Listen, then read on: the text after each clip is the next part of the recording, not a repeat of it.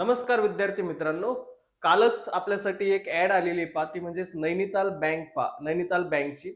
याच्यामध्ये agriculture field ऑफिसरच्या जागा आहेत, त्याबद्दल आपण डिटेलमध्ये हे सगळं नोटिफिकेशन पाहणार आहोत. तर पहा, नैनिताल बँकने पाठीमागं सुद्धा एक ऍड काढली होती, ज्याच्याबद्दल आकाश सरांनी व्हिडिओ बनवला होता पहा. आता ही जी नैनिताल बँक जी असेल पहा, याच्यामध्ये यावर्षी सुद्धा जागा आलेल्या आहेत. त्या जागा कोणत्या कुठल्या पोस्टसाठी आहेत, तर ही जी पोस्ट असेल कस्टमर सर्व्हिस असोसिएट म्हणजे क्लर्क लेवलची पा. त्याच्यानंतर एक प्रोबेशन ऑफिसर म्हणजेच पीओ लेवलची एक पोस्ट आहे. त्याच्यामध्ये जनरलिस्ट म्हणजे जनरल जे काय आपले पीओ टाईप आहे ते, आणि त्याच्यानंतर स्पेशलिस्ट पा. तर ह्या दोन्ही पदासाठी सुद्धा आपल्याला इथं भरती ही दिसते पा. याच्यामध्ये तुमचं स्केल 1 आणि त्याच्यानंतर scale 2 specialist officer in grade scale 2 याच्यामध्ये सुद्धा ती भरती आहे. आता याच्यामध्ये 3 पदासाठी जी भरती आलेली क्लर्क, पीओ आणि त्याच्यानंतर एसओ, या तिन्ही पदासाठी नेमकी काय काय लागते ते आपल्याला पाहायचं आहे. तर पहिलं, ही एक private sector schedule commercial bank आहे. कारण बऱ्याच जणांना नैनिताल बँक ही माहित नसेल पा. तर याचं जे काय मॅक्सिमम जे काय नेटवर्क जे आहे हे नॉर्थ इंडियामध्ये दिसलं, त्यातली त्यात उत्तराखंड असेल, यूपी असेल, दिल्ली असेल आणि हिमाचल प्रदेश वगैरे या भागामध्ये जास्तीत जास्त नेटवर्क आपल्याला दिसतं. आता याच्यामध्ये एक महत्वाचा पॉइंट हा आहे पा, त्याला मी थोडस ग्रीन कलर पण दिलाय. बँक ऑफ बडोदा जी बँक आहे पा, याच्यामध्ये ह्यांचा जे एक शेअर आहे ते जवळपास 98.62% आहे. 98.62% म्हणजे बँक काय अशीच नाहीये, त्याच्यामुळं याचा विचार आपण केला पाहिजे फॉर्म भरण्याचा. याच्यासाठी हे गोष्ट सांगतोय पा. ठीक. त्याच्यानंतर जे काही पोस्ट आणि वॅकन्सीज आहेत आणि त्याच्यानंतर एज क्रायटेरिया आहे ते पण पहा. तुम्हाला जर कस्टमर सर्व्हिस असोसिएट सीएसए याच्यासाठी जर ऍप्लिकेशन द्यायचं असेल, तर त्याच्यासाठी 71 जागा आलेल्या आहेत पहा. किती जागा आहेत? 71 जागा. आणि याच्यासाठी मिनिमम एज जी आहे पहा 21 आहे, मॅक्सिमम आहे 32. पण ते 30/11/2025 पर्यंतच कंप्लीट पाहिजे. आज जरी डिसेंबर महिना सुरू असेल, पण 30/11/2025 पर्यंत तुमचं वय मिनिमम 21 किंवा मॅक्सिमम 32 पर्यंत असलं पाहिजे. ठीक. त्याच्यानंतर प्रोबेशनरी ऑफिसर जे असेल पा, याच्या पीओच्या 40 जागा आहेत. त्याच्यामध्ये एजचा क्रायटेरिया सुद्धा 21 आणि 32 आहे. त्याच्यानंतर रिस्क ऑफिसरच्या पण जागा दिलेल्या आहेत त्यांनी. त्याच्यानंतर सीएच्या पण जागा, आयटीच्या पण जागा आहेत 15 पा. त्याच्यानंतर लॉ ऑफिसरच्या पण आहेत 2 आणि त्याच्यानंतर क्रेडिट ऑफिसर त्याच्या पण आहेत 10. पण आपल्याला जे मेन आहे पा, ऍग्रीकल्चर फील्ड ऑफिसर, हे ऍग्रीकल्चर फील्ड ऑफिसर म्हणजेच एएफओ, याच्या 10 जागा आहेत. मिनिमम एज आहे 21 आणि मॅक्सिमम आहे 32 पा. त्याच्यानंतर बाकीच्या पण जागा त्यांनी दिलेल्या आहेत स्केल 2 साठी, इन्फॉर्मेशन टेक्नॉलॉजीच्या बाबतीमध्ये वगैरे या सगळ्या गोष्टी. ठीक आहे. आपल्यासाठी 10 जागा आहेत, मिनिमम एज आहे 21 आणि त्याच्यानंतर तुमचं मॅक्सिमम आहे 32 पा. ठीक. त्याच्या पुढं महत्वाचं ते म्हणजे the candidate can be posted subsequently transfer to any of the existing propose branches. त्यांच्या ज्या ब्रांचेस आहेत त्या मॅक्सिमम त्या नॉर्थ इंडिया साईडला दिसतात. तुम्हाला त्या ब्रँच पैकी कुठेही ते पोस्टिंग देणार आहेत असं फिक्स त्यांचं लोकेशन नाही. दुसरं, याच्यामध्ये फॉर्मच्या बाबतीत एक लक्षात ठेवा, जर तुम्ही क्लर्कला अप्लाय जर केलं म्हणजे सीएसए ला जर अप्लाय केलं, तर त्याच्यानंतर पीओ किंवा तुम्ही एसओ ला याच्यापैकी एकाला अप्लाय करू शकतात. हे 2 फॉर्म भरू शकतात. पण पीओ आणि एसओ हे दोन्ही फॉर्म भरू शकत नाही. हे सगळ्या गोष्टी इथं दिलेल्या आहेत पहा. याच्यामध्ये क्लर्क आणि पीओ किंवा एसओ हे भरू शकतात, पण दोन्ही ऍट अ टाइम पीओ किंवा एसओ भरू शकत नाही.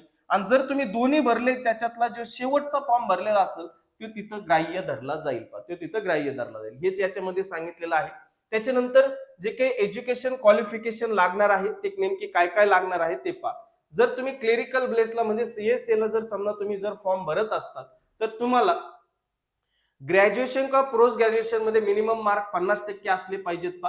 त्याच्यानंतर तुमचं इथं हिंदी, इंग्लिश या दोन्ही लँग्वेज मध्ये ठीकठाक बोलता आली पाहिजे वगैरे या गोष्टी. त्याच्यानंतर तुमचं पोस्ट क्वालिफिकेशन एक्सपिरियन्स कुठलाही लागत नाही, एक्सपिरियन्स नाही लागत सीएसए साठी पा. त्याच्या पुढे गेल्यानंतर पीओ साठी काही एक्सपिरियन्स लागतो का? नाही. फक्त क्रायटेरिया आहे तुम्हाला ग्रॅज्युएशन किंवा पोस्ट ग्रॅज्युएशन मध्ये 50% मार्क तिथं असले पाहिजेत पा. ठीक. पुढे गेल्यानंतर पुढचं रिस्क ऑफिसर आहे, त्याच्यासाठी पण कुठला एक्सपिरियन्स लागत नाही. पण फुल टाइम किंवा एमबीए बेसवरती जर समजा तुम्ही जात असताल, रिस्क ऑफिसर साठी एमबीए लागते पा, ते पण फायनान्स मध्ये.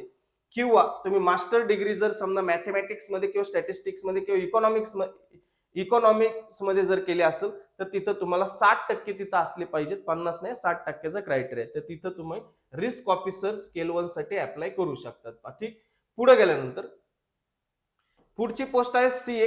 सीएच्या बाबतीत सुद्धा त्यांनी तुमचं सीए जे असेल ते एक institute of chartered accountants of India ICAI याच्याद्वारे कंप्लीट असलं पाहिजे. तिथं कुठलाही एक्सपिरियन्स IT साठी 4 वर्षाची इंजिनिअरिंग तुम्हाला तिथं लागणार आहे. कॉम्प्युटर सायन्स किंवा इन्फॉर्मेशन इलेक्ट्रॉनिक्स ANTC याच्यामध्ये तुमची असली पाहिजे. याच्यामध्ये सुद्धा कुठलाही एक्सपिरियन्स नाही. लॉ ऑफिसर साठी लॉची LLB तुमचं झालं पाहिजे, 50% मार्क पाहिजे, एक्सपिरियन्स लागत नाही. क्रेडिट ऑफिसर साठी तुम्हाला एनी डिसिप्लिन कुठल्याही ग्रॅज्युएशन लागेल, कुठल्याही त्याच्यामध्ये चालेल, पण त्याच्यामध्ये एक गोष्ट लक्षात ठेवा, त्याच्यानंतर तुमचा रेग्युलेटरी बोर्ड आणि फुल टाइम रेग्युलर MBA तिथं असलं पाहिजे. आपलं मेन जे आहे ते ऍग्रिकल्चर फील्ड ऑफिसर, याच्यासाठी 4 वर्षाचं ग्रॅज्युएशन तिथं लागेल.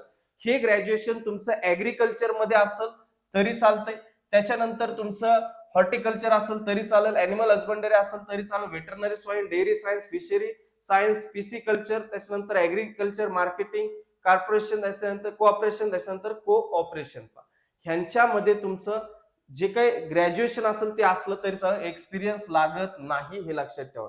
एक्सपिरियन्स लागत नाही. त्याच्यानंतर तुमचं बायोटेक्नॉलॉजी असेल, फॉरेस्ट्री असेल, हे सगळ्या गोष्टी इथं चालतात. ऍग्रिकल्चर इंजिनिअरिंग पण चालतं, सेरिकल्चर पण चालतं, त्याच्यानंतर ABM पण चालतं, हे लक्षात ठेवा. ठीक. कुठलाही एक्सपिरियन्स तिथं लागत नाही. पुढे गेल्यानंतर महत्वाचं मग ते स्केल 2 साठी आपल्याला त्याची काही नाही पाहिजे. त्याच्या पुढे गेल्यानंतर पुढं आपल्यासाठी महत्वाचं जे आहे ते म्हणजेच तुमचं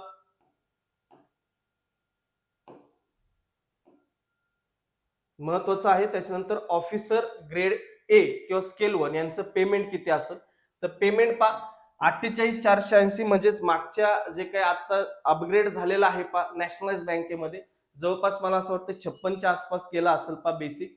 तर अगोदर 48 होतं, तर ते जे असेल ते तुमचं 48 पर्यंत स्टार्टिंग तिथं बेसिक असेल आणि 85,000 पर्यंत म्हणजे AFO सारखाच पगार तुम्हाला तिथं भेटणार आहे. ठीक आहे.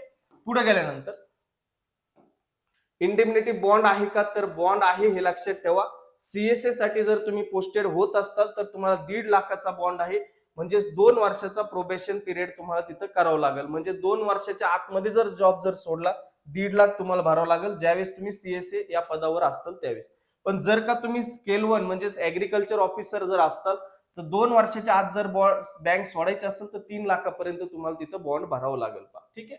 पुढे गेल्यानंतर बॉन्ड आहे इथं. पुढे गेल्यानंतर ration card, learning driving licence हे चालणार नाही ID प्रूफ म्हणून. ठीक आहे. पुढे गेल्यानंतर इथं आता एक लक्षात घ्या फिमेलच्या बाबतीत. Female candidates who have change first, last आणि middle name post marriage must take special note of this. If there is any mismatch between the name indicated the call letter and photo identity proof, candidate will not allow to be appear for the exam. हे का highlight केलं मी, कारण इथं problem येतो बऱ्याच जणांना, ते पाहत नाही. कारण मॅरेज जर तुमचं झालं असेल, तुम्ही जर मॅरिड असाल तर मॅरेज सर्टिफिकेट तुमच्या बरोबर असलं पाहिजे, नाहीतर तुम्हाला तिथं आधार कार्डवर वेगळं नाव असेल, त्याच्यानंतर तुम्ही फॉर्म मध्ये वेगळं नाव टाकलेलं असेल, हे चालणार नाही. त्यांनी स्पष्टपणे हे दिलेलं आहे. फिमेल कॅन्डिडेटनी हे लक्षात ठेवा. बॅचलर असेल तर काही प्रॉब्लेम नाही. ऍप्लिकेशन कसं द्यायचं आहे, तर ऍप्लिकेशन देत असताना हे लक्षात ठेवा की याच्यामध्ये तुम्हाला 12/12/2025 म्हणजेच 12 तारखेपासून हे ऍप्लिकेशन फॉर्म ओपन झालेला आहे. 1/1/2026 पर्यंत तुम्ही याचं फॉर्म भरू शकतात. ऑनलाईन फॉर्म भरायचे आहेत. पुढं information to be noted scan करायचे कुठले कुठले फोटोग्राफ असेल, सिग्नेचर आणि रिसेंटली फोटो अपलोड करा. याच्यानंतर सिग्नेचर करत असताना कॅपिटल लेटर मध्ये ठेवू नका, कॅपिटल लेटर मध्ये ठेवू नका. त्याच्यानंतर डिक्लेरेशन, बऱ्याच जणांचा प्रॉब्लेम काय असतो, डिक्लेरेशन SBIचं PO ला टाकतात, POचं SBI ला टाकतात, असं चालत नाही. याच्यामध्ये लक्षात ठेवायचं, हे जे त्यांनी दिलेलं आहे डिक्लेरेशन, हेच डिक्लेरेशन तिथं टाकायचं आहे, जे काय दिलेलं आहे ते ठीक आहे. ती इकडचं तिकडे करायचं नाही, जरी सेम असेल तर एकदा चेक करून घ्या. पुढे गेल्यानंतर महत्वाचं आहे फॉर्मची फी किती आहे. फॉर्मची फी आता जास्त आहे हे मान्य करतो. CSA जे असेल म्हणजे क्लेरिकल लेवल 1000 रुपये फीज आहे, हे लक्षात ठेवा. याच्यानंतर स्केल 1 आणि स्केल 2 म्हणजेच AFO साठी PO साठी ऍप्लिकेशन देत असतात 1500 रुपये तिथं फी असणार आहे इन्क्लुडिंग GST सेपरेट भरायची गरज नाही तिथं. ठीक आहे.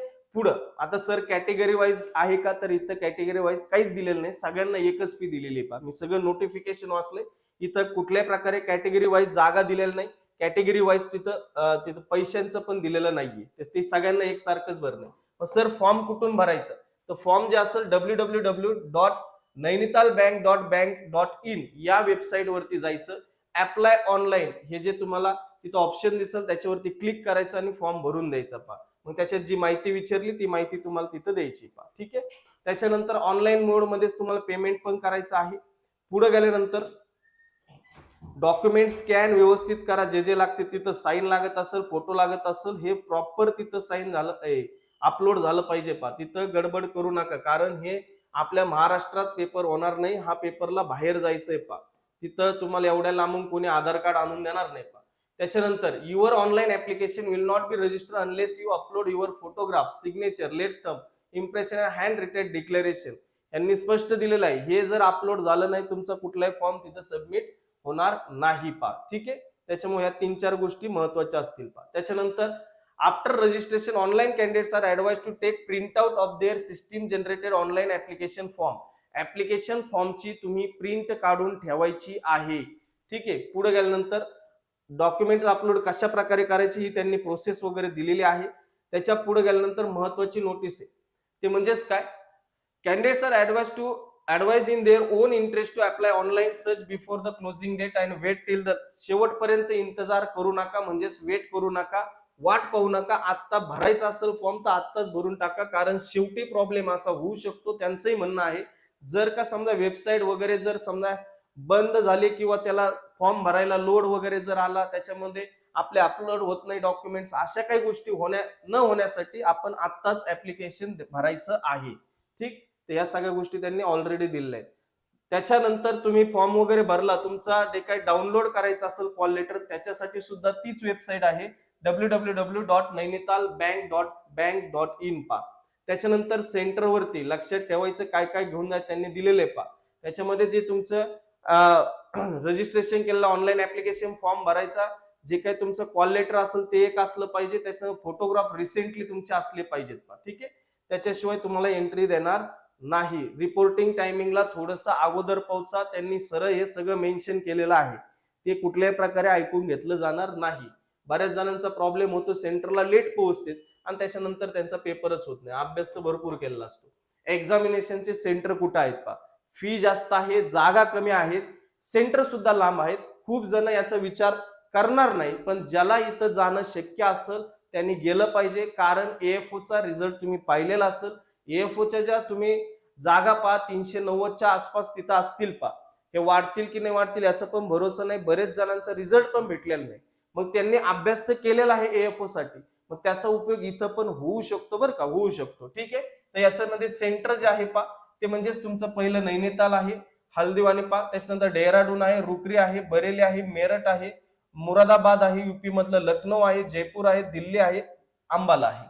जे तुम्हाला जवळ पडेल, चांगल्या कन्व्हिनियंट असेल, म्हणजे तिथं जाण्यासाठी काही प्रॉब्लेम येत नसेल, असे सेंटर्स याच्यापैकी एक निवडायचं. हे सेंटर्स तिकडच का आहे, त्याचं कारण त्या बँकेचं नेटवर्कच तिकडं आहे, त्याच्यामुळे तुम्हाला तिकडं सेंटर दिसतील. पहा ठीक आहे. पुढं कॅन्डिडेट हे एक महत्वाचं आहे, 3 सेंटरला इथं प्रेफरन्स देऊ शकतो. 1 नंबर, त्याच्यानंतर 1 नंबर दिल्ली, 2 नंबर देऊ शकतो. समजा त्या आपल्याला लखनौ एक ठीकठाक आहे, त्याच्यानंतर तुमचं दिल्ली झालं, लखनौ झालं, आणि त्याच्यानंतर जर समजा त्याच्या जवळ जर असेल तर जयपूर किंवा डेहराडून याच्यापैकी एक देऊ शकतो. तर हे जे असेल पा, हे तुम्ही सिक्वेन्स कुठलाही देऊ शकतात, पहिल्या 3 प्रेफरन्स. तर ते 3 प्रेफरन्स देण्यासाठी तुम्हाला मुभा आहे. ठीक. पुढे गेल्यानंतर ते म्हणजेच अजून candidates will have to appear personal interview. Paper झाल्यानंतर तुमचा इंटरव्ह्यू होणार आहे, इंटरव्ह्यू आहे, त्याला इंटरव्ह्यू नाही असं नाही. ठीक आहे. पुढे गेल्यानंतर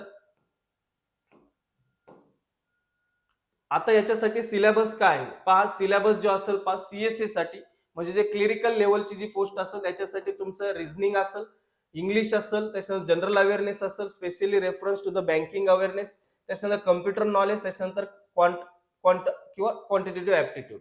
पहा 40 तुमचे क्वेश्चन आहे, मार्क सुद्धा 40 आहे, वर्जन फक्त इंग्लिश आहे.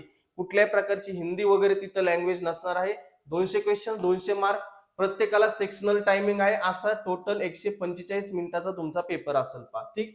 त्याच्यानंतर स्पेशलिस्ट ऑफिसरला म्हणजेच आपल्या एएफओ साठी हे लक्षात ठेवा, याच्यामध्ये तुमचा सिंगल पेपर आहे. ज्या प्रकारे एएफओ चे 2 पेपर होतात, प्री आणि मेन्स, तशाच प्रकारे सिंगल आहे. रिझनिंग आहे, इंग्लिश आहे. याच्यामध्ये जनरल अवेअरनेस त्यांनी ऍड केलंय पहा. जनरल अवेअरनेस हे प्रोफेशनल नॉलेज म्हणजेच ऍग्रिकल्चर आहे पहा, ऍग्रिकल्चर आणि क्वांट. तर हे सगळे विषय तुमचे 200 क्वेश्चन, 200 मार्क, सगळ्याला सेक्शनल टायमिंग आहे 145 मिनिटं. इथं फक्त इंग्लिश मधूनच तुम्हाला क्वेश्चन्स दिसतील, ऑप्शन दिसतील, हिंदी नसेल पहा. ठीक आहे. दुसरी गोष्ट, पेनल्टी आहे का, तर पेनल्टी आहे 0.25. जर तुमचा क्वेश्चन चुकला तर 0.25 मार्क जे असेल ते तुमचे रिड्यूस होतील पहा. 5 ऑप्शन्स असतील, हे पण लक्षात ठेवा. 4 ऑप्शन्स तिथं नसतील पहा. पुढे गेल्यानंतर अजून महत्वाचं याच्यामध्ये ते म्हणजेच download call letter. Call letter download साठी सुद्धा त्यांच्याच वेबसाईट वरती जायचंय. ऑनलाईन टेस्ट साठी जे काय कॉल लेटर येतील ते त्यांच्याच वेबसाईट वरून. त्याच्यानंतर हँडिकॅप साठी त्यांनी दिलेलं आहे पाच सगळ्या गोष्टी. त्याच्यानंतर सगळ्यात महत्वाचं ते म्हणजेच तुमचं कट ऑफ जे असेल त्या दोन्ही टेस्टचा म्हणजेच तुमच्या पेपरचा आणि इंटरव्ह्यूचा दोन्ही एकत्र करून तिथे कट ऑफ लावला जाईल, हे पण त्यांनी सांगितलेलं आहे. त्याच्यानंतर 12/12 आजपासून ही ऑनलाईन रजिस्ट्रेशन साठी सुरुवात होते. आणि त्याच्यानंतर जे काय तुमची क्लोजर रजिस्ट्रेशन जे थांबणार आहे ते 1/1/2000 म्हणजे 1 जानेवारीला तुम्ही ऍप्लिकेशन देऊ शकतात. 1 जानेवारी पर्यंत फी जी आहे ती 2 जानेवारी पर्यंत भरू शकतात. टेंटेटिव्ह डेट ऑफ एक्झाम 18/1 आहे, हे लक्षात ठेवा. त्यांनी टेंटेटिव्ह डेट पण दिलेली आहे की 18 तारखेला एक्झाम होऊ शकते, पण ती फिक्स नाही, ती पुढे पण जाऊ शकते, हे पण लक्षात ठेवा. पुढे गेल्यानंतर असे कुठले पेपर नाहीयेत सध्या. तुमचा पीओ मेन्स झाल्यानंतर आरआरबी, त्याच्यानंतर कुठलाही पेपर नाही ओआयसीएल सोडला तर तुम्ही फॉर्म भरला पाहिजे, या मताचा मी आहे. आता बरेच जण म्हणतील की सर लांब आहे पेपर. ठीक आहे, मान्य आहे, सगळ्याला शक्य नाही होणार, परंतु हे लक्षात ठेवा, एएफओ चा रिझल्ट नसेल आलेला तर त्याच अभ्यासावरती ही एएफओ सारखीच पोस्ट आहे, ही पहिली गोष्ट. दुसरी गोष्ट, एएफओ झाल्यानंतर सुद्धा तुम्हाला 4 ते 5 वर्ष बाहेर राहणं आहे. तर तुम्हाला इथं सुद्धा बाहेर राहणं आहे. ठीक आहे, तुमची ट्रान्सफर वगैरे होणार नाही इकडे कारण ब्रांचेस नाहीयेत, परंतु तुम्ही 2 वर्षाच्या एक्सपिरियन्स वरती पाहत असताल की एक्सपिरियन्स वरती खूप साऱ्या जागा येतात. ते 2 वर्षाचा एक्सपिरियन्स झाल्यानंतर तुम्ही त्याच्यानंतर कुठल्याही पेपरला ऍप्लिकेशन दिलं त्याच्यानंतर तुम्ही नॅशनलाइज बँकेत येऊ शकता. आणि पगाराला कमी नाही, पगार तुमचा 85 पर्यंत तो जातोय म्हटल्यानंतर एएफओ सारखंच पेमेंट तुम्हाला तिथं दिसतंय पहा. दुसरी गोष्ट, 1500 रुपये फी आहे. याच्यामध्ये कास्ट वगैरे त्यांनी काहीच दिलेलं नाही. सगळ्याला फी किती असेल, 1500 असेल. सेंटर जे असेल ते थोडंसं लांब आहे, मान्य. दिल्ली असेल, जयपूर असेल, त्याच्यानंतर लखनौ असेल, जिथं तुम्हाला जाण्यासाठी सोपं आहे अशा ठिकाणी तुम्ही तिथं पेपरला 3 सेंटर द्यायचे आहेत, त्याच्यापैकी तुम्हाला ते एक देतील पहा. आणि याच्यानंतर तुमचा इंटरव्ह्यू पण असणार आहे पहा. ठीक आहे, तर ह्या सगळ्या गोष्टी आहेत शॉर्ट मध्ये. तर आपल्याला बऱ्यापैकी जणांनी याला ऍप्लिकेशन द्या या मताचं मी आहे, कारण तुमचं लक कुठं असू शकतं हे पण मी सांगू शकत नाही. जर बसले याच्यामध्ये तर नोकरीचा प्रश्न आहे, नोकरी भेटल. त्याच्यानंतर 2-3 वर्षांनी तुम्ही जे असेल पा वेगळ्या वेगळ्या बँकेच्या ज्या जागा येतात एक्सपिरियन्स बेस मध्ये त्याच्यामध्ये पण जाऊ शकतात पा. ठीक आहे, तर ही सगळी माहिती होती नैनिताल बँकच्या जे नोटिफिकेशन काल आलं त्याच्याबद्दलची पा. तर थोडासा जे आपले एएफओ चे मुलं असतील त्यांनी विचार करावा या मताचा मी आहे पा. ठीक आहे, एवढीच माहिती तुम्हाला या व्हिडिओच्या माध्यमातून द्यायची होती. तर आपण इथं थांबूया, पुन्हा भेटूया दुसऱ्या व्हिडिओमध्ये. तोपर्यंत धन्यवाद, थँक्यू.